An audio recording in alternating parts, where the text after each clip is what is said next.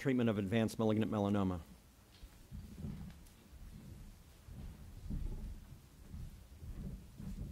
Thank you, Dr. Masters. I'm presenting the data on behalf of my co-authors on this trial. We're really in well, this is Dr. Hode's presentation, so did I go? Okay, I'm sorry. So, again, we're really in an area of remarkable advances for melanoma.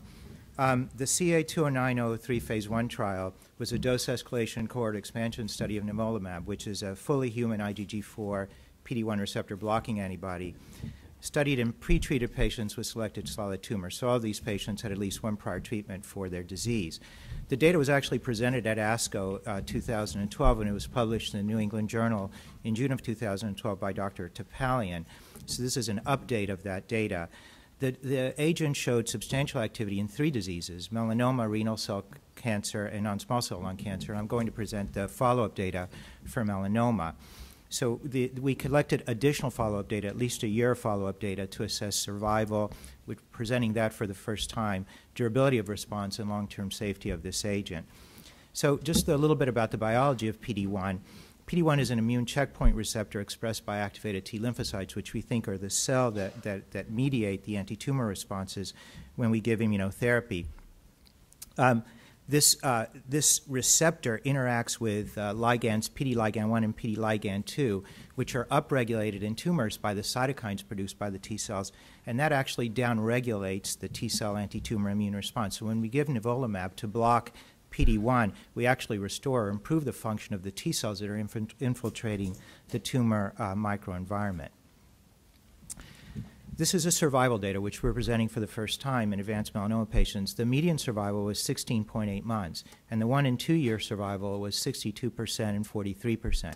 So to put these data in perspective, the median survival for vemurafenib in BRAF mutant patients was approximately 16 months. For ipilimumab in a similar group of patients was around 10 months, and for chemotherapy in a similar group of patients, approximately 9 months.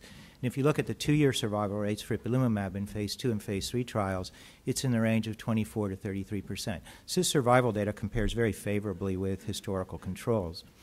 Now, the other activity data is also very interesting. The overall objective response rate was 31% in this group of patients, and it was 41% at the 3 milligram per kilogram dose level that was chosen for further development.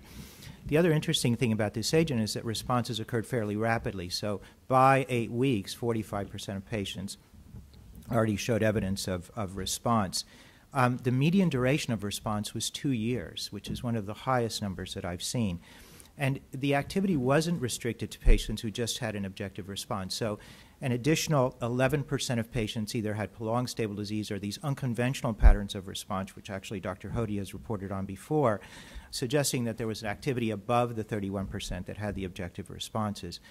And the last sort of very interesting point is that these responses don't necessarily have to be maintained by continuing drug.